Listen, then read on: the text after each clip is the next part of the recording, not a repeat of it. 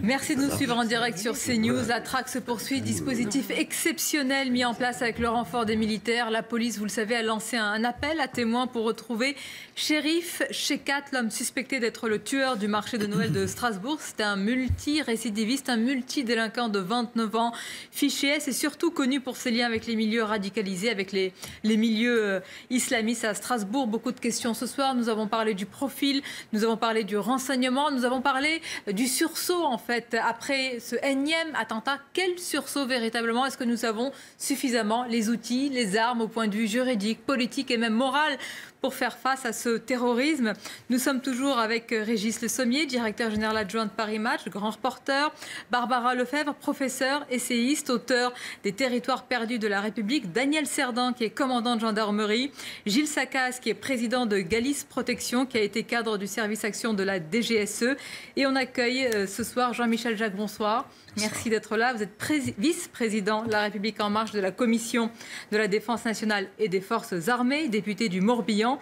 Et vous avez été sapeur-pompier volontaire, infirmier dans les forces spéciales et notamment aussi membre d'un groupe de contre-terrorisme et de libération d'otages de la Marine nationale. Jean-Michel Jacques, vous nous rejoignez à l'instant. Et tout à l'heure, on a eu un débat sur l'ennemi de l'intérieur. Comment encore nommer ce terrorisme-là? Est-ce que ce débat, selon vous, il est dépassé? C'est évident que c'est le terrorisme islamiste, parce qu'il faut encore mettre les mots, parce que les mots permettent finalement de combattre, d'avoir les moyens justement de gagner cette guerre ou pas? Ouais, effectivement, il faut nommer les choses, c'est important. Il faut bien identifier les adversaires qu'on a potentiellement en face de nous. Et en fait, ce que vous évoquez en filigrane, c'est le continuum sécurité, défense et je dirais même du renseignement, de la sécurité et de la défense. Et effectivement, c'est important de bien connaître les adversaires potentiels de notre pays. Donc terrorisme islamiste. Alors, il est de multiforme. Oui ou non? Alors, pas que. C'est-à-dire que le terrorisme peut être de différentes natures. Non, mais dans ce cas précis. Dans ce cas précis, reste à bien aller jusqu'au bout aussi de l'opération et de l'arrestation pour définir et faire le diagnostic précis des choses. Qu'il y a encore des doutes. Mais beaucoup d'éléments convergents vont dans ce sens, en tout cas. Maintenant, je pense qu'il faut rester prudent tant qu'on n'a pas tous les éléments dans C'est intéressant ce que vous dites. Et évidemment, il faut respecter la prudence. Surtout, nous, journalistes, hier, c'était la prudence restée de mise. On avait évoqué deux pistes, soit acte terroriste islamiste, soit peut-être l'acte, je ne dis pas d'un déséquilibré, parce que ce mot crée beaucoup de tensions chez les citoyens en se demandant à quoi il sert, mais un acte avec des motivations différentes. Mais pour vous, à cette heure-ci, là, ce soir, vous ne nommez pas précisément encore, vous nous dites prudence quand même. Oui, j'aurais tendance à aller dans la prudence tant que finalement cette personne n'est pas arrêtée et qu'on puisse en faire un diagnostic. Maintenant, il y a des faisceaux convergents qui permettent d'imaginer ce que ça peut être, mais je pense qu'on ne nous pardonnerait pas de se tromper. Donc vous comprendrez. On ne nous pardonnerait pas non plus de ne pas nommer les choses, à l'inverse. Mais alors, par contre, c'est important de les nommer et nommer l'adversaire possible qu'on a en face. Pour du long terme, il y a l'actualité, il y a le fil de l'actualité dont on est témoin ce soir. Maintenant, il y a aussi le diagnostic qui est nécessaire pour poser des choses et avoir une politique de long terme. On va parler de cette politique de long terme. Je vais vous laisser réagir, Barbara Lefebvre, à cela. Oui, vous qui nous disiez, non, évidemment, une fois qu'on a confirmation, en tous les cas, que ce faisceau d'indices convergents est assez fort, il faut surtout nommer les choses. Oui, le faisceau d'indices me semble très, très convergent. Enfin, les témoignages qui ont été apportés, son itinéraire, le fait qu'il est islamiste, qu'il crie Allahu Akbar au moment de commettre son attentat. Moi, il me semble qu'on n'a pas tellement besoin de sous-titrage, mais après, je peux tout à fait comprendre que les éléments de langage de la majorité aujourd'hui les obligent à la prudence. Non, mais je peux comprendre. Merci de m'interpeller. Non, je comprends, madame, votre approche et votre liberté de parole. Maintenant, quand on est en responsabilité, vous êtes historienne et vous avez fait un ouvrage qui est très intéressant et donc je comprends cette liberté de parole. Maintenant, quand on est en responsabilité, c'est important de bien poser les choses et même s'il y a un nombre de faisceaux convergents, vous comprendrez qu'on est obligé aussi de garder une certaine mesure. Gilles Sacaz et Régis Le Sommier. Oui, moi, à la limite, on oublie les faits qui quand même convergent vers la même chose. Moi, j'ai une question. Quel autre type de terrorisme, puisque le terrorisme n'étant qu'un mode opératoire, quel autre type de terrorisme on a subi en France et même en Europe ces dernières années autre que le terrorisme islamiste. Oui, bien sûr, je vois ce que mais c'est pas pour autant qu'en étant en responsabilité... Donc il y aurait un nouveau terrorisme, les Corses peut-être qui se remettraient à prendre les armes, ou les Basques, ou les Irlandais qui en voudraient à la France. Vous voyez ce que je veux dire? Vous disiez, et vous avez complètement raison, vous disiez il faut nommer les choses, il faut faire le bon diagnostic, puisque ce qui nous intéresse, c'est pas le passé, on analyse le passé que pour être pertinent pour l'avenir. Donc ce qui vous intéresse, et là on ne peut qu'être d'accord, c'est les solutions pour l'avenir. Et vous dites qu'il faut faire le bon diagnostic. Et vous nous dites qu'il faut nommer les choses. Nommons les choses. Oui, si on dit qu'il faut nommer les choses et qu'on commence par s'interdire de les nommer, c'est important parce que c'est le cœur du... En réalité, ce qui fait défaut dans la politique française de lutte contre le terrorisme, parce que c'est un tout en fait, c'est cet étage-là de la fusée. C'est-à-dire qu'on se refuse de lutter contre les causes. Moi, je voulais juste réagir en disant que ce qui peut faire doute encore, c'est... Est-ce que l'appréhension de cet individu a suscité chez lui une envie de partir en tuant un maximum de gens et en épousant sa radicalité? Mais nous sommes dans les nuances. Voilà. Pardonnez-moi, nous sommes dans les nuances de spécialistes. Donc, mais qu'est-ce qui a déclenché le passage à l'acte de l'individu? Et là, on n'a pas assez d'éléments pour le dire. Alors maintenant, est-ce que c'est cette perquisition qui l'a fait? Et est-ce que finalement... Bon, voilà, Quel sursaut, parce qu'on va écouter tout à l'heure ce qu'a dit le maire de Strasbourg. Le maire de Strasbourg qui appelle, et c'est tout à fait normal, c'est logique, à reprendre une vie qui ne sera plus évidemment tout à fait normale. Il y aura toujours... Il y a l'émotion, il y a l'hommage aux victimes, mais il a lancé cet appel, on l'écoute. Demain, il faut que la vie reprenne le dessus. La vie normale, entre guillemets. Non pas qu'il ne faille pas tenir, le moment venu, tirer les conclusions de ce qui s'est passé, bien au contraire, mais demain, nous rouvrirons le marché de Noël, si toutefois les conditions de sécurité sont réunies. Nous rouvrirons nos écoles et nous continuerons ou reprendrons, après une journée de deuil, nous reprendrons le cours de la vie sur la base des valeurs qui sont les nôtres et sur nos orientations qui constituent au fond le socle de notre vivre ensemble. Évidemment que la vie, malgré tout cela, Jean-Michel Jarec, doit reprendre, mais est-ce qu'elle doit reprendre? Mais forcément avec des questions. La ville de Strasbourg est connue, on le sait, pour un foyer de radicalisation, un foyer sensible. Il y a...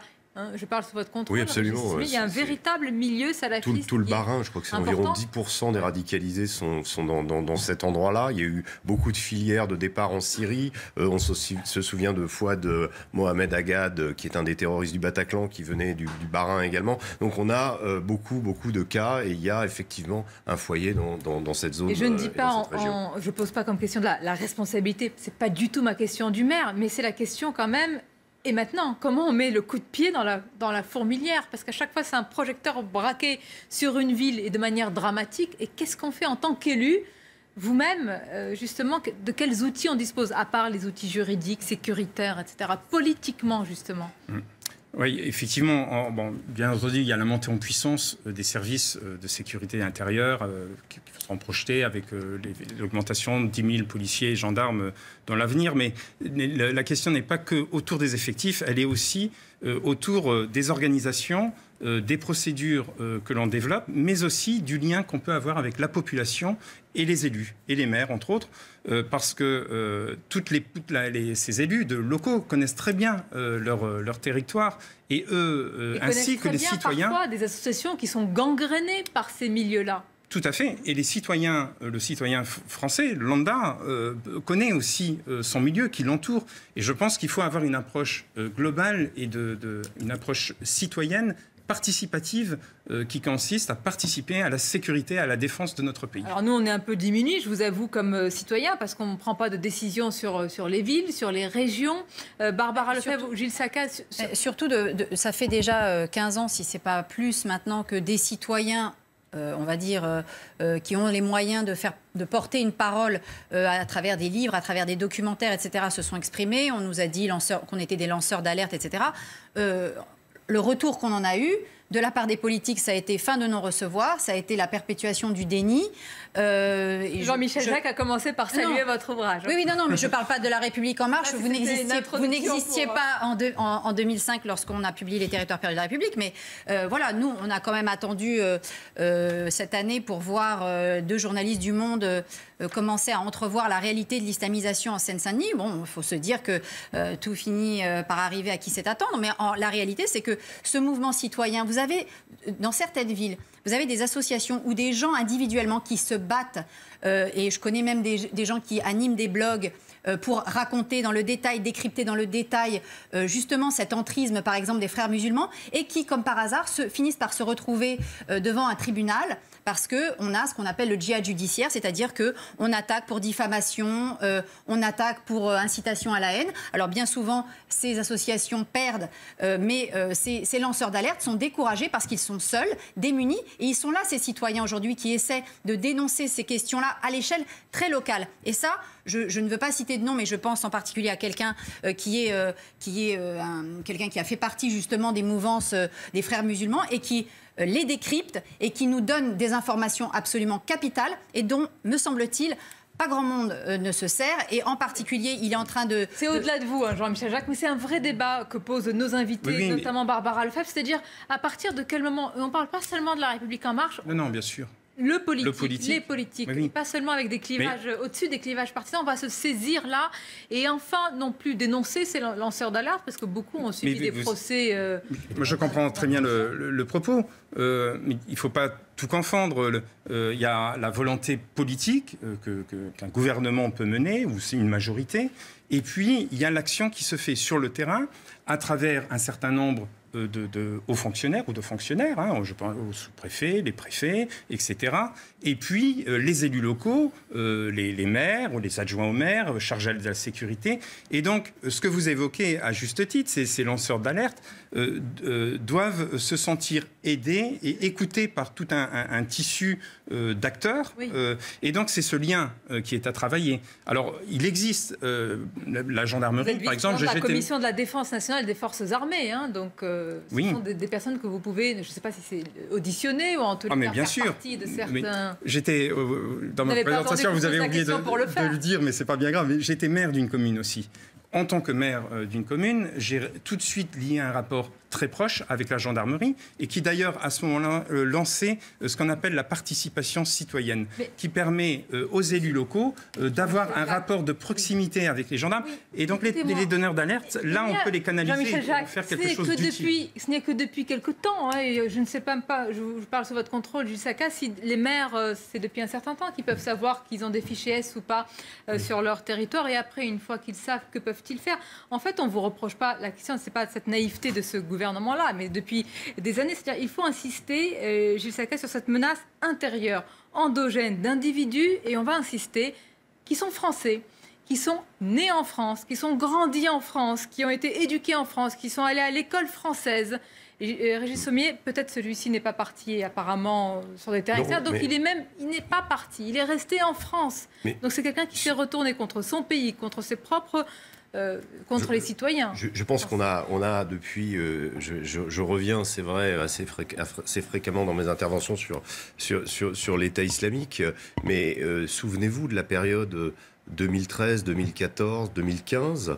Moi, j'ai le souvenir d'avoir écrit un livre à l'époque qui s'appelait Daesh l'Histoire, qui avait la modeste ambition simplement de rappeler que le djihad n'était pas quelque chose de nouveau, mais qu'on en avait 40 ans d'histoire derrière et que ça avait commencé au moins à l'affaire de la mosquée de la Mecque et ensuite avec l'invasion de l'Afghanistan par la Russie. Finalement, j'avais essayé de reposer les bases et je me souviens d'avoir eu des gens qui venaient acheter mon livre en librairie. J'avais fait quelques signatures de livres, et notamment une femme qui était venue me voir en me disant, voilà, mon mari est parti en Syrie avec ma fille, je veux comprendre.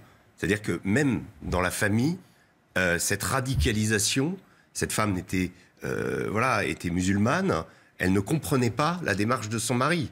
Donc on s'est aperçu que grandissait à côté de chez nous une menace qu'on n'avait pas vu venir. Et je parle du simple effectif des Français partis combattre. On n'a pas vu venir ou qu'on n'a pas voulu voir venir un peu des deux. Mais c'est des chiffres du ministère de l'Intérieur, à 1300 volontaires français parmi les combattants de l'État islamique, c'est quasiment, après les russophones et ceux d'Asie centrale, c'est quasiment le contingent suivant. Donc c'est le premier contingent de départ de combattants étrangers dans l'État islamique. C'est considérable. Et il y en a encore environ 600 ou 700 qui sont toujours dans les poches où le califat, en fait, a été réduit finalement à l'est de la Syrie, dans la région de Hajin. Voilà. Donc cette réalité là, on a eu l'impression de la voir tout à coup.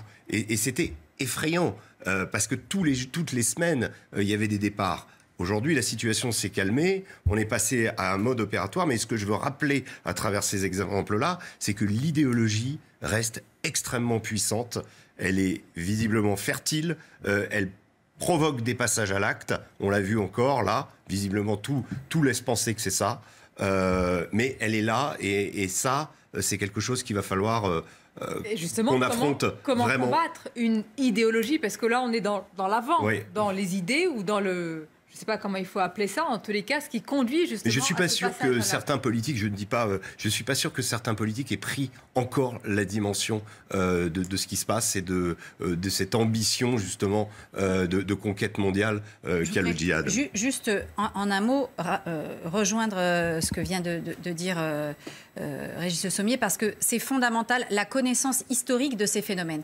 Or, et Gilles Kepel le répète souvent aussi, c'est affligeant de voir souvent, de rencontrer des élus, des responsables politiques qui ont l'air de découvrir des phénomènes et il faut tout leur expliquer. Alors qu'il y a quand même une masse de littérature aujourd'hui qui est tout à fait abordable. Il n'y a plus besoin d'être arabisant pour avoir une approche à la fois des textes de la tradition coranique, de comprendre aussi historiquement, anthropologiquement, comment s'est forgée cette idéologie wahhabite et le djihadisme qui en a suivi.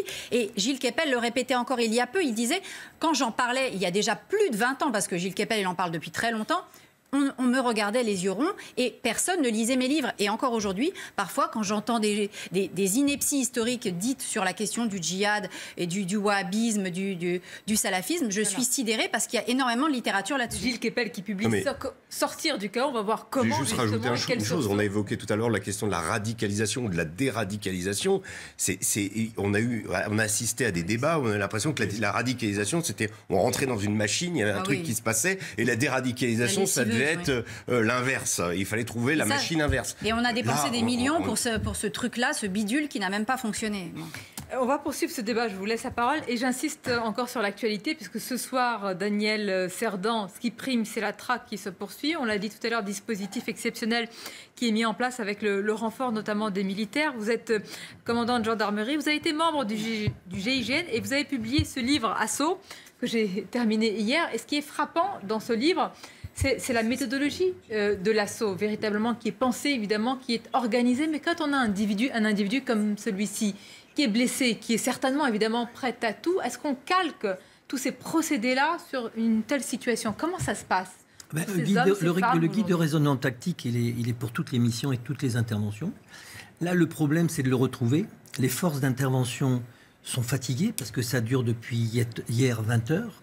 Donc, il y a le RAID, la BRI, il y a l'antenne certainement GIGN de Reims. Et en fait, ce qui va se faire, c'est qu'il faut garder cette réserve opérationnelle. Et après, vous avez donc police, gendarmerie qui vont rechercher dans Strasbourg cet individu. Et c'est pour ça que d'avoir passé le portrait de cet individu. Monsieur le député en a parlé, la participation citoyenne est très importante parce que souvenez des frères Kouachi, ils ont été repérés dans une station essence. Et je pense que maintenant, ça va être très important, c'est que, d'ailleurs, je pense que les Strasbourgeois, ils rêvent de trouver cet individu parce qu'ils ont cassé leur fête de fin d'année. Et donc, le retrouver le plus rapidement possible. Et là, les citoyens peuvent nous aider.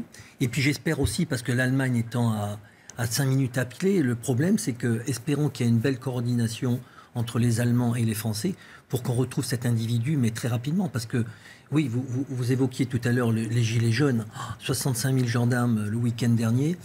En rentrant en gendarmerie, je ne les plains pas, je ne me plains pas, je ne me suis pas plaint pendant... On est formaté et formé pour ça, pour travailler, mais il faut avouer que là, on a une charge de travail qui est énorme. Et si samedi, il y a encore cette manifestation, les forces de l'ordre vont... heureusement, d'ailleurs, je salue aussi les militaires qui sans eux, sans les militaires, je peux vous assurer qu'on ne pourrait pas assurer la sécurité de la France. Encore une question, Daniel Cerdan, sur l'appel à témoins qui a été lancé. On a eu beaucoup de réactions hier sur notre antenne et probablement sur les autres antennes pour savoir pourquoi le portrait, l'identité de l'assaillant n'a pas été dévoilée. Tant que l'assaillant est en liberté, tant qu'il y a cette traque et tant que l'appel à témoins officiel, factuel n'a pas été diffusé, ça nous paraît être une précaution élémentaire. Certains disent, mais il faut tout de suite diffuser pour, comme vous le dites maintenant, justement appeler les citoyens à... Non, je pense qu'on s'est donné un peu de temps et c'est tout à fait normal parce que vous avez l'enquête gendarmerie qui, elle, fait l'environnement familial. Et on avait l'enquête DGSI qui faisait l'environnement des radicaux. Et en fait, on se laisse le temps parce que ce gars-là, il est blessé, il est terré. C'est un animal blessé et donc il va chercher à contacter quelqu'un. Et donc on a des services de renseignement, gendarmerie, police, mis sur écoute. La famille, vous avez vu, ils ont tous été mis en garde à vue. Et en fait, ce gars-là, forcément, blessé comme il est avec une 5,56, donc c'est une arme de guerre, forcément à un moment donné, il fera, comme je vous dis, l'évadé de, je ne citerai pas son nom, de Fresnes. Il s'était réfugié dans sa famille. Votre réponse permet d'apporter une réponse à certaines théories complotistes. Parce que quand on ne donne pas l'identité, on nous reproche de cacher une forme d'identité. C'était une simple précaution qui était nécessaire justement de l'enquête à ce moment-là. Aujourd'hui, on a l'identité, on a le profil. On va écouter à présent un député, sûrement que vous le connaissez, de votre majorité. C'est le député du Bas-Rhin, Bruno Studer, qui a parlé avec beaucoup d'émotion tout à l'heure dans l'enceinte de l'Assemblée nationale. Je souhaiterais rendre hommage aux forces de l'ordre, de secours et de soins dont la mobilisation demeure totale. Hommage également au courage des femmes et des hommes qui ont les uns prodigué des gestes de premier secours, les autres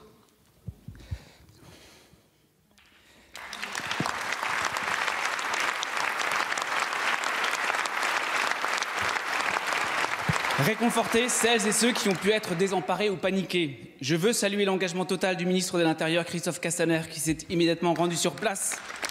Et chers collègues, rendre hommage au maire de Strasbourg, Roland Ries, qui, comme tant de maires, a pris ses responsabilités pour organiser un marché de Noël le plus vieux de France et qui fait la fierté de Strasbourg. Mesdames et messieurs, dans ce moment tragique où je veux croire à l'union, au rassemblement, j'exprime notre honte et notre colère face à ceux qui crient au complot d'État et qui voudraient que ce soit la République qui ait organisé cet attentat. Cela,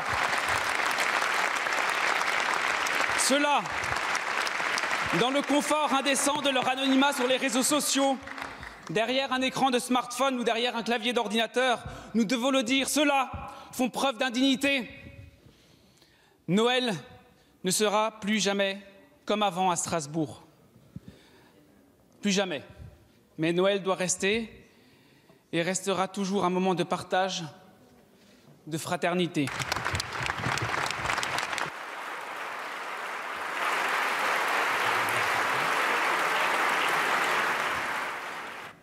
Alors il y a l'émotion, Gilles Sacaz, et il y a le temps de l'émotion, elle est très important, le temps de l'hommage, il y a le temps des questions déjà, et puis est-ce qu'il n'y a pas le temps de l'introspection? Évidemment, ce député, il est ému, mais il n'échappera pas aux questions sur la ville de Strasbourg, on l'a dit tout à l'heure, sur les foyers de radicalisation, sur non pas la responsabilité, c'est pas du tout ça des élus, et non pas une complaisance, mais parfois une connaissance de certaines situations qui ferait qu'on devrait dire attention, attention là, on est en train de laisser prospérer une partie d'une contre-société, comme l'a dit Gérard Collomb, et attention, il faut dire stop maintenant avant que ça gangrène le reste du territoire. Cette introspection, elle doit être plus vive peut-être de la part de certains élus. Alors il y aurait, je commence par dire ça, il y aurait une grande malhonnêteté de considérer que ce soit l'équipe actuelle qui soit responsable en gros, de ce qu'on s'est dit là, toute l'émission, c'est-à-dire du déni qu'on vit depuis, enfin moi je le mets à 95, Arlette Kelkal, parce que ça me paraît, c'est vrai que ça me paraît difficile. Un marqueur important. Voilà. D'autant que moi à l'époque j'étais au service, que les services partenaires, notamment algériens par exemple, nous disaient on a énormément de mal dans les GIA avec, pour nous les cas les plus difficiles à gérer sont souvent des binationaux, donc des gens qui viennent de chez vous, donc ils nous mettaient en responsabilité en vous disant... On n'a rien compris à la guerre civile algérienne. Et à l'époque, c'était les blédards quand même, c'était eux qui étaient aux commandes. Après, oui, mais si vous voulez, moi ce qui m'interroge... Oui, mais moi ce qui m'interroge, c'est que quand du terrain, on remontait ces informations-là, ça n'intéressait pas grand monde. J'imagine que mon service, moi j'étais très opérationnel dans le système, que mon service rendait compte aux politiques, et c'était pas LRM à l'époque, je veux dire... Et ça, c'était gênant, si vous voulez, ça perturbait. Et il y avait un vrai paradoxe pour nous qui était difficile à vivre, si vous voulez, c'est que nous, on avait comme partenaire, on dit, mais attention, on a besoin de toute façon de nos concitoyens musulmans pour régler ce problème-là. Donc il n'y a pas, nous les gens qui nous disaient ça, c'était des musulmans, c'était des Algériens, à qui on donnait des leçons d'humanisme et de démocratie, parce qu'on leur reprochait leur méthode. Mais enfin, vous voyez ce que je veux dire. Ils nous disaient, mais vous êtes fous, vous savez pas où vous allez, parce qu'il n'y a pas d'autre façon de s'en sortir que de leur faire la guerre. Mais d'ailleurs, les Algériens, par rapport à cette situation actuelle, disent souvent, nous, on a eu 200 000 morts, on sait ce que c'est que le terrorisme, et on en est venu à bout.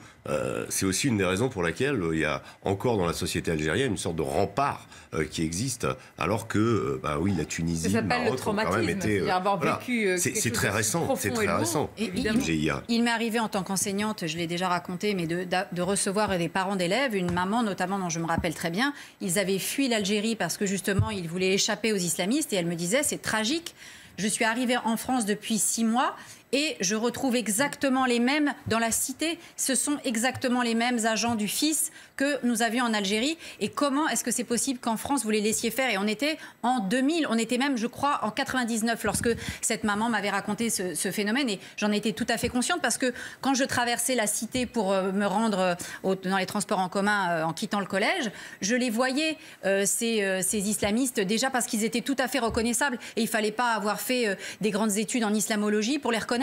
Donc ça, c'était vraiment quelque chose de prégnant, et je pense qu'il y a là-dessus une forte responsabilité des élus locaux. Bien entendu, vous avez tout à fait raison, monsieur, il faut compter sur les élus locaux, mais nous avons eu aussi, et nous avons toujours, des élus locaux qui sont complaisants et qui sont dans le clientélisme aujourd'hui, et ça, c'est extrêmement inquiétant, parce que vous ne pourrez jamais dialoguer avec ces maires-là, parce qu'ils vous diront toujours, ce qu'on a d'ailleurs entendu à l'Éducation nationale pendant longtemps, pas de vague, tout va très bien chez moi, tout est sous contrôle. Or, justement, ce n'est pas sous contrôle, parce que ces islamistes-là, ces frères musulmans, tout propre sur eux, ils sont à l'intérieur maintenant des équipes municipales. Comment gagner cette guerre, cette bataille? Est-ce que ça peut se passer au-delà des clivages partisans? Peu de chance, hein, quand on a vu que hier déjà le débat était très vif. On va écouter à la fois le ministre de l'Intérieur et puis un membre de l'opposition. Il s'agit d'Éric Ciotti. Ce combat contre le terrorisme doit effectivement dépasser ce qui peut nous opposer dans cet hémicycle, parce que nous savons évidemment qu'il engage la vie de femmes, d'hommes, d'enfants, qu'il engage aussi la vie de nos combattants. Et je pense à nos forces de l'ordre qui, sans cesse, luttent contre toutes les formes de risque. Et le risque terroriste est un risque qui est hélas omniprésent. Nous restons, monsieur le député, à un niveau de risque élevé dans notre pays. Même si le type d'attaque a changé, même si nous avons connu des attaques exogènes organisées depuis des pays étrangers, nous savons qu'aujourd'hui, il peut y avoir ces attaques endogènes. Pendant ce périple, 3 personnes, des citoyens, ont tenté de l'interpeller. L'une d'elles a été blessée à coups de couteau. C'est aussi cela, la citoyenneté, c'est cette capacité de certaines femmes et de certains hommes à être héroïques.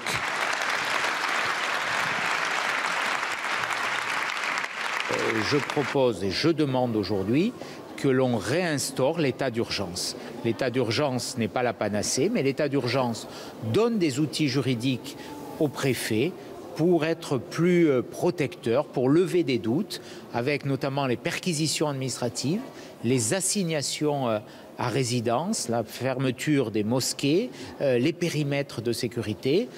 Il est faux de dire que la loi SILT a transposé intégralement les dispositions de l'état d'urgence. La loi SILT, c'est 10% de l'application de l'état d'urgence en matière d'assignation à résidence et de perquisition administrative.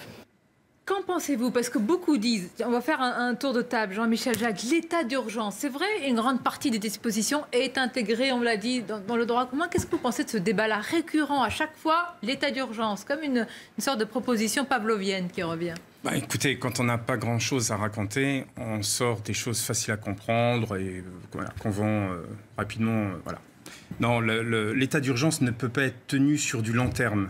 Et son efficacité n'est pas forcément la meilleure sur du long terme. Par contre, on a fait une loi, la loi qui renforce la sécurité intérieure et contre le terrorisme, qui a permis un certain nombre de choses et qui permet aussi de moduler nos capacités de sécurité intérieure au vu des besoins. Et ça, c'est important parce qu'il ne faut pas oublier que ce qui se passe en ce moment, ce n'est pas un événement qui va s'arrêter. On est vraiment face à une guerre contre le terrorisme qui date depuis plusieurs années, que vous dénoncez, et vous avez bien raison, et qui va durer. Et donc, il faut qu'on ait des outils adaptés. Ce que sort M. Ciotti, voilà, c'est un épouvantail qui se coud parce qu'il n'a rien à raconter. Outils adaptés, parce que depuis tout à l'heure, on dit il faut nommer, il faut. Gilles Sakaz, est-ce qu'il y a toujours le même débat entre l'état de droit? À chaque fois qu'on dit oui, mais il faut renforcer et s'armer juridiquement et moralement, on dit attention, l'état de droit. Vous, c'est une vraie opposition qu'il y a entre état de droit et guerre à mener contre le terrorisme. C'est vraiment inconciliable? Non, alors déjà, là, on l'a entendu avec le discours, on ne fait pas la guerre au terrorisme. Oui, c'est un mot que je reprends d'ailleurs, il ne faut pas le dire comme ça. Enfin, si vous voulez, le terrorisme, encore une fois, c'est un mode opératoire, c'est un peu comme si après Nice, on disait on va faire la guerre au camion. Si vous voulez, je veux dire, le terrorisme, encore une fois, ce n'est qu'un mode opératoire. Donc on fait la guerre à une idéologie qui est l'islamisme ou l'islam politique. Ça, c'est important parce qu'on parle de terrorisme. Là, on l'a vu, deux discours, le mot islamiste ou islamisme n'est pas dit. Donc, mais ça ne suffit pas, vous avez raison, nommer la maladie pour faire le bon diagnostic, comme vous disiez tout à l'heure, c'est la première étape, mais après, qu'est-ce qu'on fait? Mais pourquoi c'est important? Parce que derrière, en réalité, on ne découvre rien. On a lutté dans notre histoire et on conseille des États étrangers qui doivent lutter contre des mouvements insurrectionnels, des mouvements terroristes, islamistes ou autres. Il nous est arrivé dans notre histoire d'être dans les deux camps, d'ailleurs, côté mouvement insurrectionnel ou côté État, voire même dans les deux camps dans le même pays. En même temps. Voilà. Donc, ce que je veux dire, c'est que la théorie, on la connaît. La théorie, on la connaît et on est capable de la mettre en œuvre. On est complètement inhibé, nous concernant, sur notre sol. Et qu'est-ce qu'il faut faire pour répondre quand même à votre question de façon précise?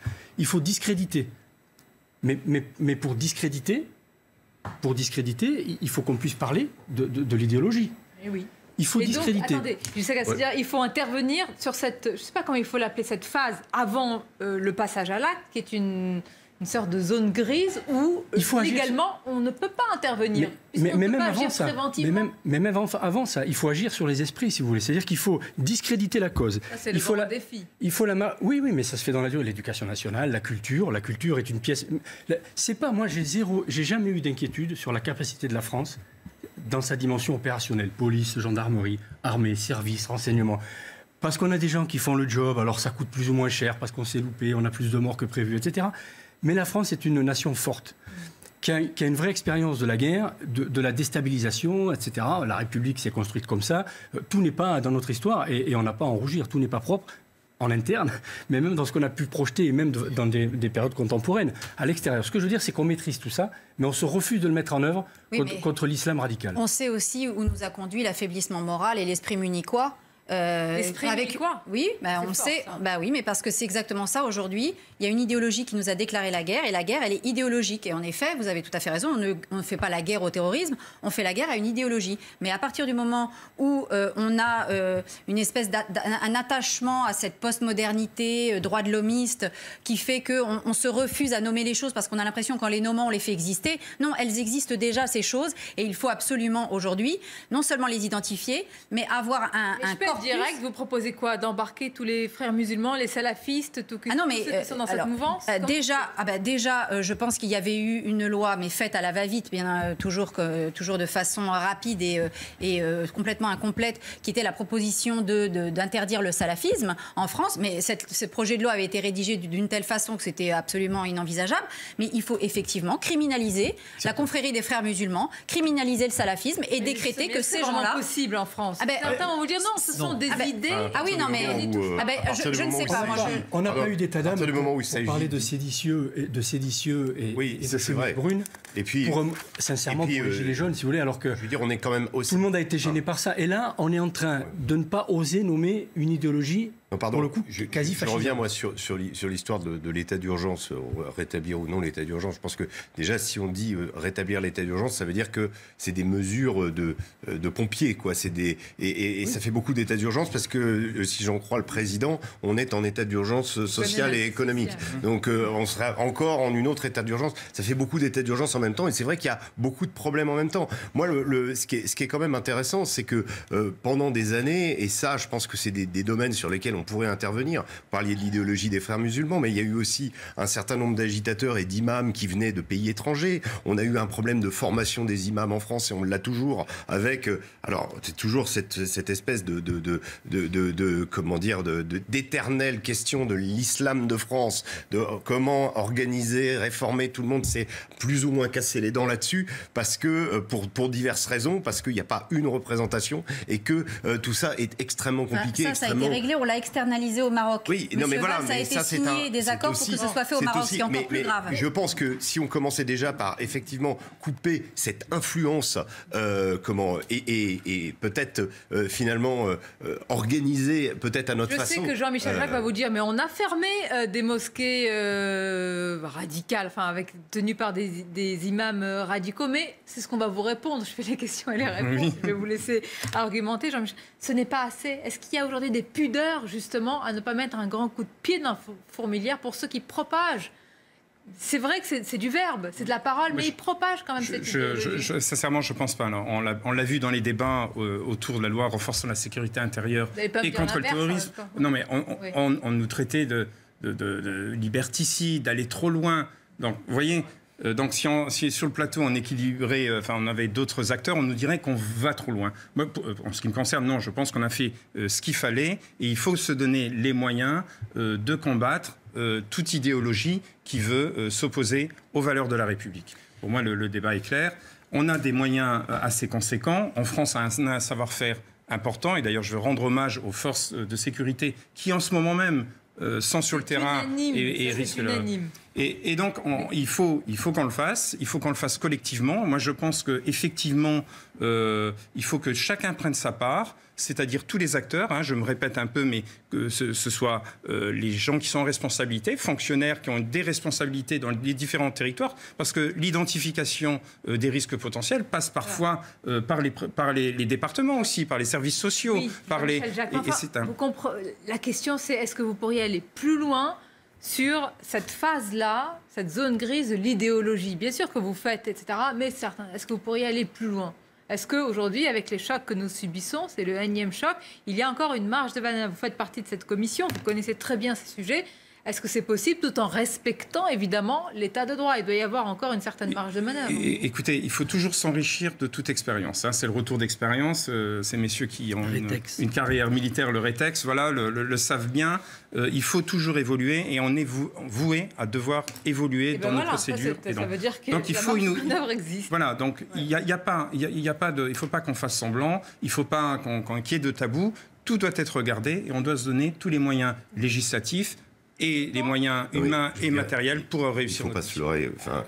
Souvent, on n'ose pas dire ou appeler les choses comme on l'a suffisamment dit, parce qu'on a peur d'heurter la communauté des musulmans français. La plupart et beaucoup de musulmans souffrent énormément de la présence de ces gens-là et du type d'individu qui a frappé à Strasbourg. C'est une évidence.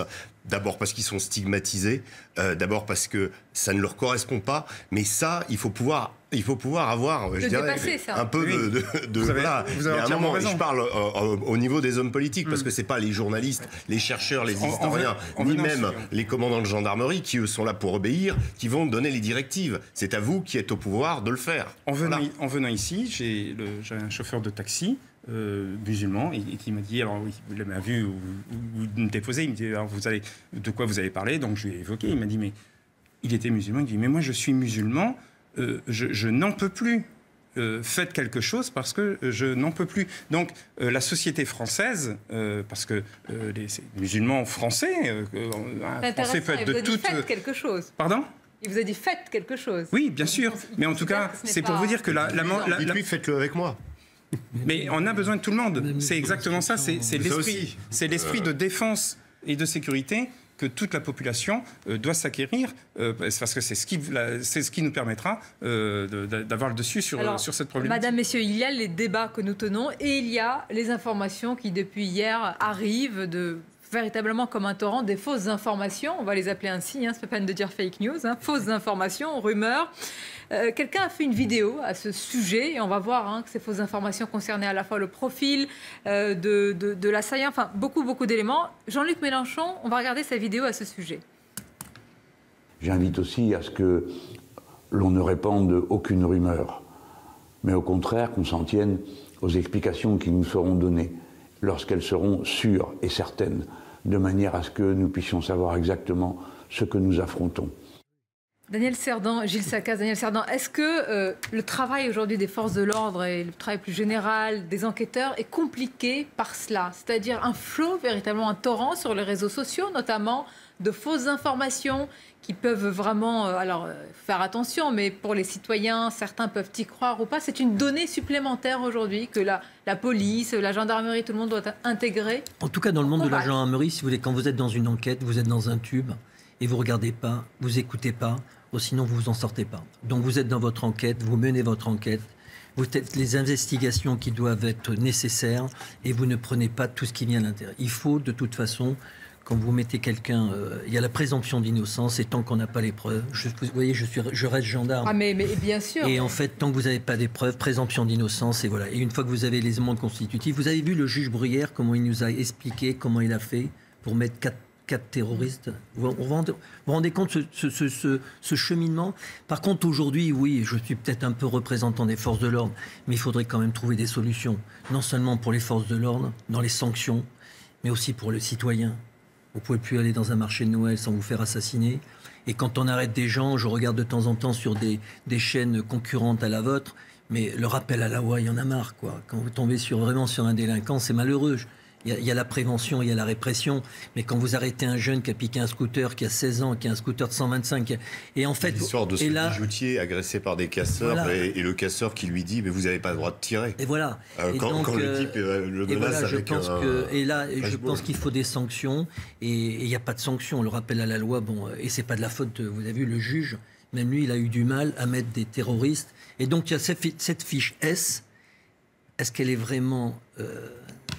voilà, est-ce que c'est des terroristes ou ce ne sont pas des terroristes, vous voyez, est-ce qu'ils sont radicaux? C'est important ce que vous dites, Daniel Cerdan, parce que vous en appelez finalement aux autorités judiciaires. Bien sûr, je le dis à chaque fois, il ne s'agit pas de leur faire le procès. Mais tout à l'heure, on s'interroge quand on dit il a 29 ans, 27 condamnations. Un code pénal, hein. On peut se poser quand même la question sur certains juges, certaines décisions. Oui. Comment elles ont pu être prises quand on a vu un tel parcours? Est-ce qu'on se dit que c'est un individu qui est relâché à chaque fois? Est-ce qu'il est réinsérable avec ce pédigré-là, Régis Le Sommier? Et j'ajoute aussi que quand les théories complotistes pullulent, c'est une défaite pour le journalisme. Et là, je parle au journaliste que vous êtes. Oui, bien sûr. C'est forcément une défaite parce que, vous avez quelque part, on a failli. C'est sûr. Et bon, nous, on a justement, je pense, aujourd'hui, cette plus grande responsabilité, je dirais, dans le journalisme, justement, d'être... vous savez, Pierre Lazareff disait, dans le journalisme, il y a trois principes. Le premier, c'est vérifier. Le deuxième, c'est vérifier. Le troisième, c'est vérifier. Voilà. Donc, je crois qu'on n'a pas changé depuis. Et aujourd'hui, nous, on doit encore plus vérifier. Alors, ce que dit Jean-Luc Mélenchon, là, tout à l'heure, est quand même intéressant parce que on a accusé, et parfois à juste titre, la France Insoumise de véhiculer, ou en tout cas Bon, je pense que Mélenchon, sur la question des institutions, il est impeccable. Parfois, il a un peu voilà. Faites réagir. Mais sur les institutions, sur le fonctionnement du parlementarisme... Ça dépend. L'institution judiciaire... ça peut être tendu, on va dire. Mais en tout cas, c'est un personnage républicain, voilà, donc il est intéressant d'écouter parfois ce qu'il dit. Mais sur cette question, donc je vais revenir à nos moutons, la question des fake news, il est évident que Enfin, en général, on arrive à les déceler. Et nous, journalistes, on doit justement faire ce travail pour savoir que quand on met une étiquette, quand on met notre étiquette dessus, même avec un tweet... Hein, oui, mais Régis, il y a une telle défiance à notre égard que vous pouvez mettre une étiquette, 10 étiquettes... Oui, puis parfois, il y a des choses qui paraissent fake et qui, en fait, sont vraies, quoi. Et la difficulté, c'est que tout n'est pas orchestré. Parce que là, il s'avère que sur cette interview, M. Mélenchon prendre la distance un petit peu sur les fake news. Sur ce coup-là, ça n'a pas tout le temps forcément été le cas pour lui. Mais au-delà de sa personne, son mouvement, ou son parti si vous préférez, allez, et je vous invite de prendre votre portable et aller sur des réseaux sociaux, et nos téléspectateurs qui sont là peuvent aller les visiter, et vous allez retrouver les mêmes fake news que l'on dénonce sur des pages Facebook retweetées ou des Twitter de partis. Attendez. Et donc ça c'est important aussi parce que... ramène un peu l'équilibre parce que, alors attention, il peut y avoir une communauté, peut-être la France Insoumise, comme il y a une communauté de la République En Marche qui parfois aussi pour certaines informations. Oui. Chacun on peut, par exemple, sur les maires, sur la taxe d'habitation, il faut faire attention. Mais en tout cas, ça montre bien que le débat n'est plus forcément autour du journalisme, qui est un beau métier et qui a un code de déontologie. Mais on a un côté de nous des réseaux sociaux qui sont des caisses résonantes énormes et qui n'ont pas les mêmes règles. Mais c'est ça notre problème. Le problème, c'est qu'on parle d'une époque où on se réfère toujours encore, et dans notre structure de pensée, à une époque où effectivement la communication était verticale. Alors qu'aujourd'hui, chacun, c'est un éclatement total. Et là-dessus, on parle des islamistes qui prospèrent, parce que oui, il y a en plus la barrière de la langue, il y a l'usage de l'arabe. Quand on est un peu initié, eh bien, on va voir dans leurs choses, et puis on s'aperçoit que finalement, ils n'ont pas besoin de prendre beaucoup de précautions, ils n'ont pas besoin de se déguiser, ils sont entre eux, on ne fait pas très attention, et en plus, on ne parle pas arabe, donc on ne comprend pas ce qu'ils disent. Donc ça, d'autant plus que les rumeurs et les complots, c'est quelque chose qui est, hélas, vieux comme le monde. Et donc, effectivement, quand on est historien, l'histoire de rumeurs et la façon dont une simple rumeur dans un petit village a pu se propager à la France tout entière, on le connaît. Il n'y avait pas Facebook ni Twitter à l'époque. Mais il est vrai qu'aujourd'hui, non seulement on a des moyens de communication ultra rapides, mais on a aussi des gens qui utilisent Twitter, notamment des jeunes, mais pas que des jeunes aussi, qui n'ont pas la culture politique et qui, je dirais même, n'ont pas la culture générale et la culture littéraire pour comprendre l'information qui surgit. Vraiment, c'est une question de culture. Moi, j'entends ceux qui disent le complot russe. Chaque matin, il y a un presque. Oui, mais alors là, excusez-moi, c'est parfois le complot russe. Le complot russe, on a eu des gens qui sont actuellement haut placés qui nous ont fait aussi la sérénade du complot russe. Donc, non, mais après, le complot russe est devenu. Vous prenez le Brexit, vous prenez Trump, vous prenez Salvini, vous prenez les Gilets jaunes. À chaque fois, il y a un complot russe. C'est devenu en Occident un peu la même obsession que dans les pays arabes, les Américains, qui étaient derrière tous les trucs. Le complot sioniste. Si je peux rebondir sur ça, le complot sioniste américain. J'ai envie de vous écouter là-dessus. Voilà, je ne vais pas revenir sur le fait que les rumeurs qui sont colportées, etc. Mais vraiment, il y a les États-nations construisent, vous savez, il y a les cyberattaques maintenant, comme on fait de la cyberdéfense. Et donc, il y a des États constitués ou non constitués, comme Daesh, par exemple, ou l'État islamique, Vladimir Poutine, ça devient Non, mais j'élargis le débat. C'est une réalité que des forces extérieures peuvent déstabiliser, c'est une réalité, qui peuvent déstabiliser des pays. Et donc, d'un côté comme de l'autre. Au moment de l'élection de Boris Yeltsin, la couverture de Time Magazine, premier hebdomadaire américain, vous avez une photo de Boris Yeltsin, vous avez l'élection de Boris Yeltsin et l'équipe d'Américains qui l'a rendu possible. Voilà. Donc aujourd'hui, l'élection de Donald Trump. Non, mais ce que je veux dire, c'est quand les Américains viennent dire oui, les Russes nous attaquent, etc. Gilles Saccaz est expert en sûreté et en gestion des risques. Tout le monde peut en jouer. Ben oui. Mais c'est une réalité. Tout le monde en a joué. Moi, j'avais envie de dire deux choses sur le complotisme. Vous l'avez, Sonia Mabrouk, tout à l'heure, vous avez abordé un point crucial, la défiance. Pourquoi aujourd'hui, comme ça fonctionne, ça va aussi vite. Alors il y a les réseaux sociaux évidemment qui vous aident pas à vérifier. Mais la défiance. Et la défiance, encore une fois, c'est pas la faute à l'équipe aujourd'hui en place. Mais je veux dire, la manipulation, elle est partout. Il faut pas non plus être naïf. Les grandes puissances manipulent les printemps arabes. On a une multitude. On le sait, une multitude de petites organisations, d'ONG, etc., financées par des grandes puissances qui déstabilisent. Au départ, il y a un problème, mais on lui donne de l'importance. Donc tout ça, ça existe. On peut pas. C'est pas du complotisme, tout ça. Ça existe. C'est de la manipulation. Donc ça existe. Mais même en interne, c'est une plaie parce que ça nous divise. Et quand on fait tous usage, et on fait tous usage, je veux dire, de la manipulation, encore une fois, quand le mouvement des Gilets jaunes démarre, qu'on les prend au départ pour des bofs qui veulent absolument rouler au diesel et qui fument des clopes, puis après ça devient... Ça, c'est la phrase du porte-parole. Hein. Et puis ça devient, des chemises brunes. Puis ça devient des chemises brunes. Bon, alors les gens ne le formulent pas bien, n'ont pas le recul, c'est vrai. Ça, c'est le côté, je dirais, remise en question. Après, ou pour le coup, moi, pour avoir été quand même dans une administration qui joue un peu de la manipulation, il ne faut pas penser, et là je m'adresse à ceux qui sont persuadés qu'aujourd'hui le gouvernement a pu organiser un attentat. Enfin, il faut bien comprendre la complexité d'une opération comme ça, de déstabilisation, des risques que ça comporte, de la quasi-infaisabilité de maintenir le secret sur une opération de ce type-là. Je dis ça parce qu'il y a eu le 11 septembre. On nous a dit c'est les Américains, les services américains eux-mêmes qui se sont mis en avion. On va toujours trouver une photo agrandie 3000 fois pour dire regardez. Je veux dire, c'est ridicule parce que c'est techniquement irréalisable. Mais vous savez que vous avez une large part aujourd'hui des masses musulmanes qui pensent encore que le 11 septembre, c'est un coup du Mossad. Oui. Et vous avez justement... c'est des explosifs. Voilà. Comme aujourd'hui, vous avez des jeunes qui s'imaginent qu'on a pu se phénomène de l'attentat. Non, mais c'est ce qui apparaît de façon très claire, justement. Vous avez raison, l'enjeu est tellement grand d'ailleurs que dans la revue stratégique et donc la loi de programmation militaire, nous avons prévu un certain nombre de personnels supplémentaires et de moyens sur la cyberdéfense parce que ce que vous évoquez est vraiment un sujet très important pour nous. Majeur de ces années-là et des années à venir. Mais le défi, c'est celui de samedi. Que va-t-il se passer samedi?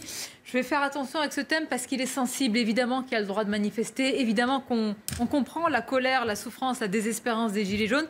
Mais la question se pose ce soir dans une France sous tension, frappée par un attentat. Que va-t-il se passer samedi? Est-ce que les Gilets jaunes vont de nouveau manifester? Certains, en tous les cas, sont très déterminés. On va écouter à ce sujet la garde des Sceaux, Nicole Belloubet. D'une part, il y a cet événement qui est dramatique et auquel la nation est évidemment sur lequel nous sommes très concentrés. Et d'autre part, vis-à-vis de la question des Gilets jaunes, il y a eu des réponses apportées par le président de la République. Ces réponses-là, en termes de pouvoir d'achat, en termes qui viennent d'ailleurs s'ajouter à des réponses que le Premier ministre avait lui-même présentées quelques jours auparavant, me semblent former un tout cohérent qui apporte une vraie réponse en termes par rapport aux revendications des Gilets jaunes.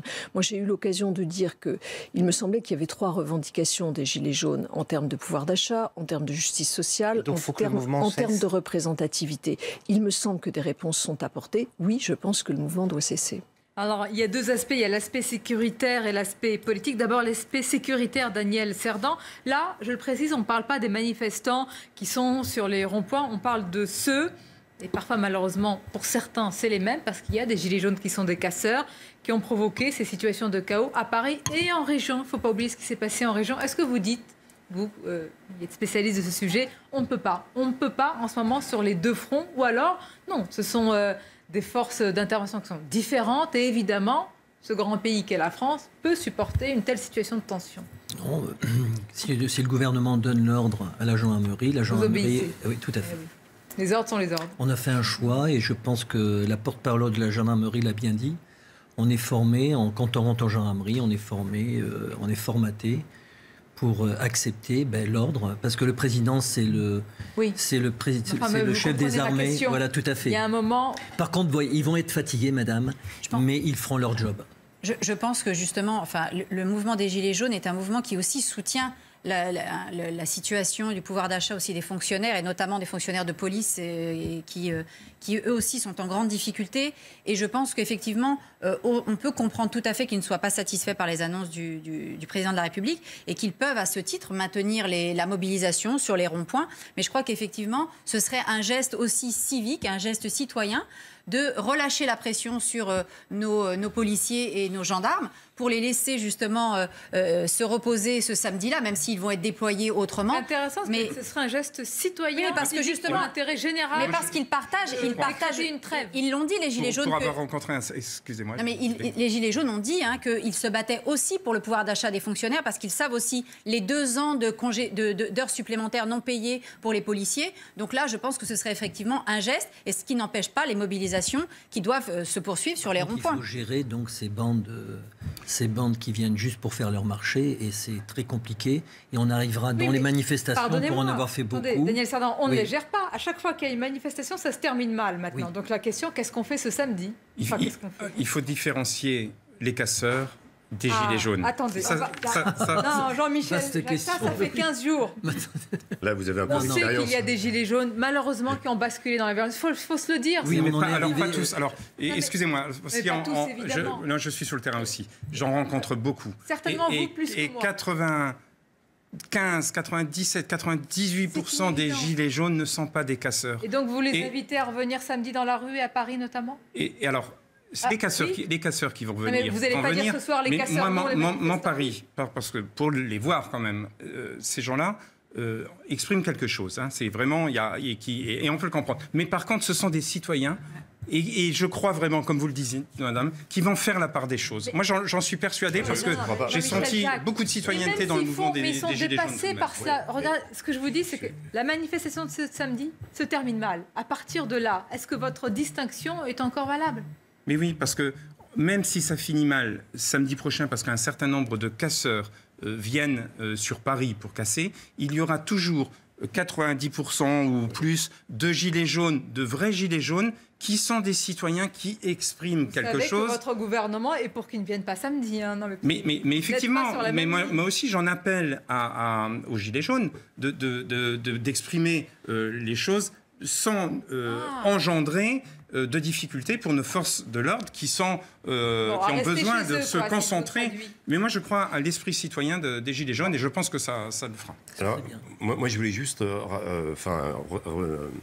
rebondir sur les Gilets jaunes en revenant sur le fait qu'on n'est pas, il faut bien réaliser qu'on n'est pas dans une mobilisation ordinaire.